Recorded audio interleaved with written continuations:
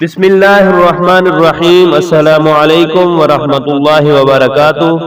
معزز ناظرین، اللہ رب العزت نے فیصلہ فرما دیا کہ پاک مرد پاک عورتوں کے لیے اور ناپاک مرد ناپاک عورتوں کے لیے، اسی طرح کمینے مرد کمینی عورتوں کے لیے اور کمینی عورتیں کمینے مردوں کے لیے۔ جو بندہ پاک دامن رہتا ہے تو اس کی بیوی پاک دامن رہتی ہے، اور جو عورت خود پاک دامن رہے اس کا مرد پاک رہتا ہے۔ کتابوں میں مصنفین لکھتے ہیں کہ جو بندہ اللہ کی نافرمانی کرتا ہے تو خبیث بیوی اس کے گلے میں ڈال دیتے ہیں۔ تو حضور پاک صلی اللہ علیہ وسلم نے فرمایا تم پاک دامن رہو، تمہارے گھر والے پاک دامن رہیں گے۔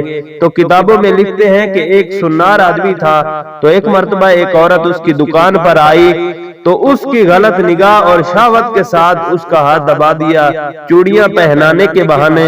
تو جب وہ گھر گیا تو اس کی بیوی رو رہی تھی، پوچھا کیا ہوا؟ اس نے کہا کہ وہ لڑکا جو ہمارے گھر رہتا تھا اس نے آج میرا ہاتھ دبا دیا، حالانکہ وہ ہمارا بیٹا بنا ہوا تھا۔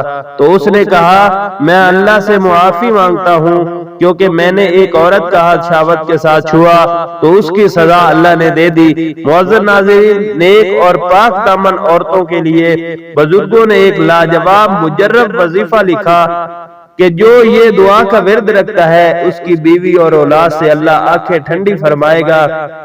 دعا یہ ہے، سورۃ فرقان کی آیت ہے، ربنا ہب لنا من ازواجنا وذریاتنا قرۃ اعین واجعلنا للمتقین اماما۔ اس دعا کو ہر نماز کے بعد 3 مرتبہ پڑھیں، انشاءاللہ تعالی نیک صالح بیوی اور نیک اولاد عطا فرمائے گا۔